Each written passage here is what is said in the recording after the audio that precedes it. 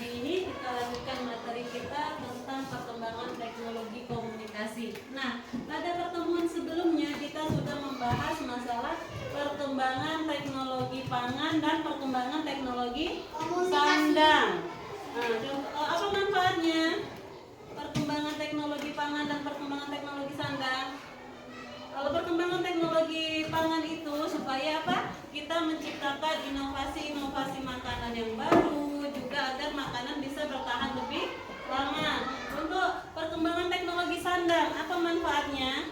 Agar produksi membuat pakaian lebih mudah dan cepat.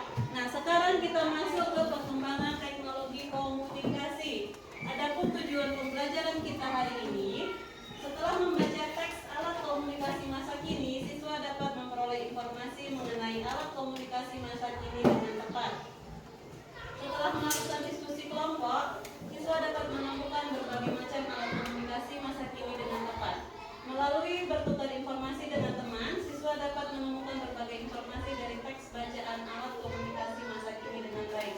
Dengan mencatat pokok-pokok informasi dari teks bacaan alat komunikasi masa kini, siswa dapat menuliskan kembali pokok informasi dari teks bacaan yang tepat. Nah, coba perhatikan.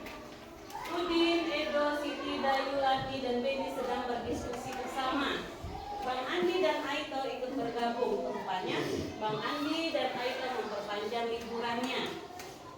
Udin dan teman-temannya mengamati letak negara Jepang melalui bola dunia. Ternyata letaknya cukup jauh dari Indonesia. Siti bertanya kepada Aito mengenai cara berkomunikasi dengan keluarga di Jepang. Aito menjelaskan bahwa kini banyak media yang dapat digunakan untuk berkomunikasi. Salah satunya aplikasi penyampai pesan. Mari kita temukan informasi mengenai aplikasi penyampai pesan. Nah, mereka ini sedang mengamati bola dunia atau global. Di situ dia melihat antara Jepang dan Indonesia itu ternyata letaknya cukup jauh. Lalu bagaimana caranya mereka bisa berkomunikasi? Tentu memerlukan alat penyampai pesan. Nah, pada zaman dulu kita menyampaikan pesan menggunakan apa? Menggunakan surat. Nah, apa kelemahan menggunakan surat? Sampainya lebih lama. Kalau masa kini kita menyampaikan pesan bisa dengan aplikasi seperti WhatsApp, WA. WA begitu kita kirim pesan, si penerimanya langsung menerima pesan nggak? Ya kan? Apalagi selain WA, bisa melalui Facebook, ada lagi Instagram, Twitter, TikTok, dan lain sebagainya. Nah, kecanggihan teknologi informasi masa kini ini, teknologi komunikasi masa kini, itu bisa selain kita bertukar pesan, bisa nggak kita langsung melakukan video call? Orangnya nih di Indonesia, yang satu lagi di Jepang, bisa nggak mereka bertukar informasi, bertatap muka langsung melalui video call? Pernah video call di sini?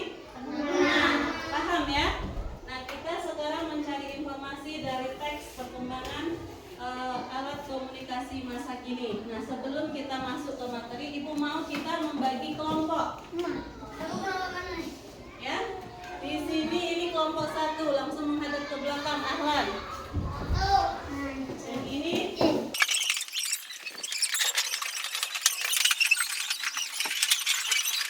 kelompok 1, kelompok 2, kelompok 3, kelompok 4. Coba semuanya, tepuk fokus.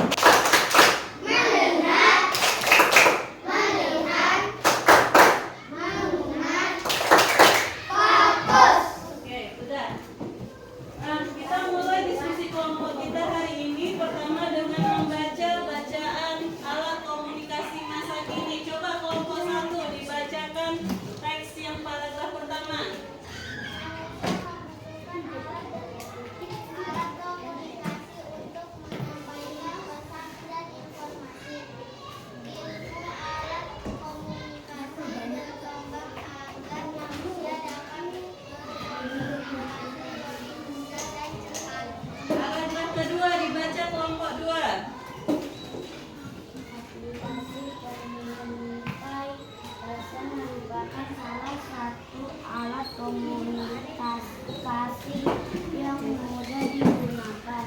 Aplikasi tersebut harus diunduh dalam ponsel, tablet, atau komputer yang termasuk ke dalam aplikasi penyampaian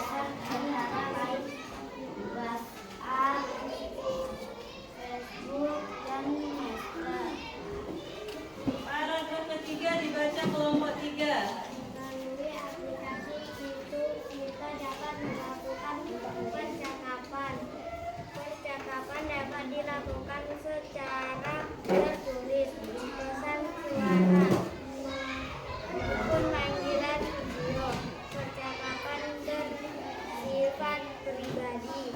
Hanya pengiriman dan penerima pesan yang dapat mengetahui percakapan tersebut.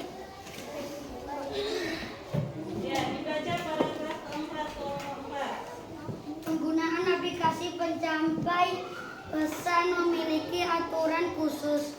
Aturan secara umum adalah penggunaan harus berusia di atas 13 tahun. Jika penggunaan adalah anak-anak, diperlukan pendampingan orang tua. Nah, dari teks alat komunikasi masa kini tadi, manusia membutuhkan alat komunikasi untuk menyampaikan pesan dan informasi. Ilmu komunikasi berkembang agar manusia dapat berkomunikasi lebih mudah dan cepat. Seperti yang Ibu sebutkan tadi, yang awalnya itu dari surat itu kan kalau kita mengirim dari Jambi ke Pulau Jawa, itu bisa membutuhkan waktu 5 hari. Tapi dengan adanya kemajuan komunikasi ini, dengan adanya WhatsApp, itu bisa langsung kita mengirim jam 8 juga masuknya, ya kan? Nah, aplikasi penyampai pesan ini antara lain apa saja? Ada WhatsApp, Facebook, Messenger. Melalui aplikasi ini kita dapat melakukan percakapan. Bisa nggak kita melakukan percakapannya seperti apa aja? Tertulis, kita ngirim chat, ya kan? Ngirim pesan. Selain itu apa? Bisa ngirim voice note nggak? Pesan suara? Bisa. Bisa mengirim video nggak? Bisa. Bisa juga kita langsung dengan video call, ya. Penggunaan aplikasi ini punya aturan khusus. Aturannya itu apa? Harus berusia di atas 13 tahun. Nah, bagaimana kalau seperti kalian masih di bawah 13 tahun? Harus melalui pendampingan orang tua. Nah, sekarang tugas kalian diskusikan bersama teman sekelompoknya. Itu temukan macam-macam alat komunikasi masa kini dari bacaan, ya. Temukan alat-alat komunikasi masa kini dari bacaan. Kalian kerjakan secara berkelompok, diskusikan dengan teman-temannya. Setelah kalian temukan, tugas yang kedua itu kalian temukan pokok-pokok informasi dari bacaan, ya. Dari setiap paragraf berdasarkan teks tadi, cari pokok-pokok informasinya. Jadi tugasnya ada 2. Yang pertama mencari alat komunikasi masa kini dari bacaan, ya.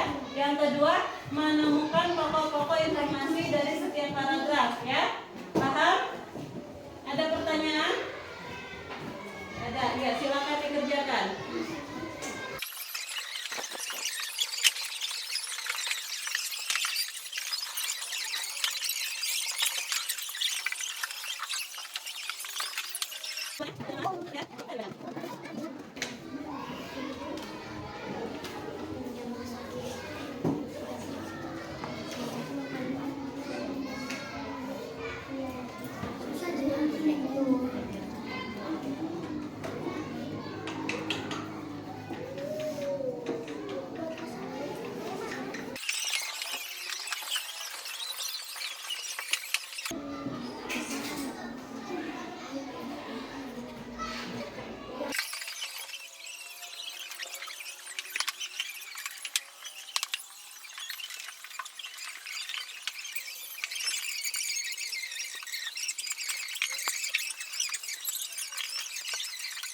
Sudah selesai? Sudah.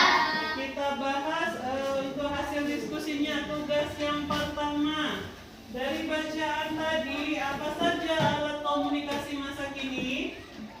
Ada apa saja? WhatsApp. Apa lagi? Facebook, Messenger. Nah, selain dari yang 3 ini, kira-kira masih ada lagi atau tidak? Apa contohnya? Iya, komputer itu kita pakai untuk apa? Biasanya aplikasi apa? TikTok. Bisa nggak kita komunikasi lewat TikTok? Bisa kan? Apa lagi? Instagram, ya. Ada juga Twitter, itu bisa juga. Nah, sekarang Ibu mau bahas tugas yang kedua, tugas diskusi kedua. Coba dari kelompok 1. Paparkan hasil diskusinya untuk yang paragraf pertama. Ya, silakan berdiri. Yang lain menyimak, ya.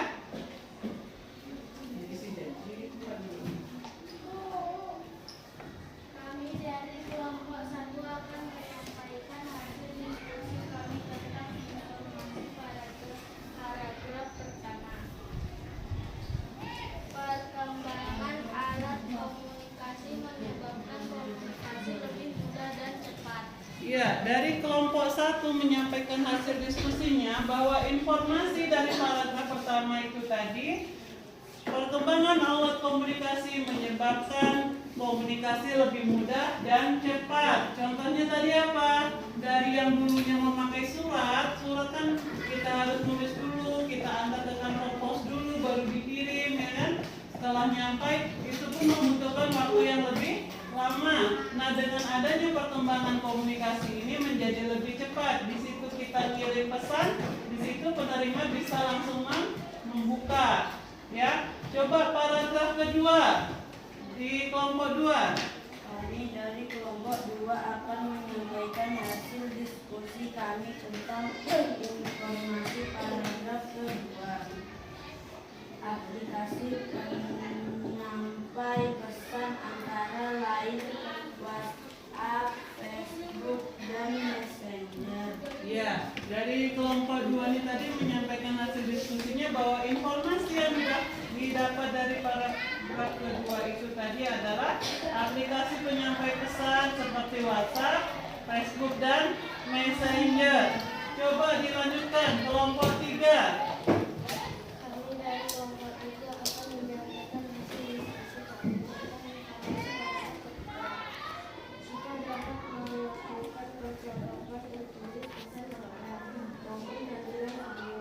Iya, dari kelompok 3 ini tadi informasi yang didapat dari paragraf ketiga itu kita dapat melakukan percakapan tertulis, pesan suara, dan juga panggilan video. Ya, itu sudah ada kita dapatkan dari fitur WhatsApp ya.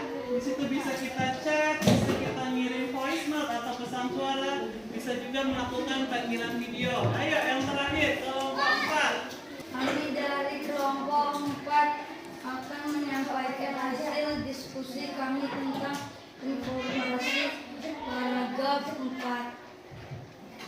Aturan khusus penggunaan aplikasi adalah penggunaan harus berusia di atas 13 tahun jika masih anak-anak perlu pendampingan orang tua. Nah, aplikasi penyampai pesan tadi itu mempunyai aturan seperti yang disampaikan oleh kelompok 4 tadi.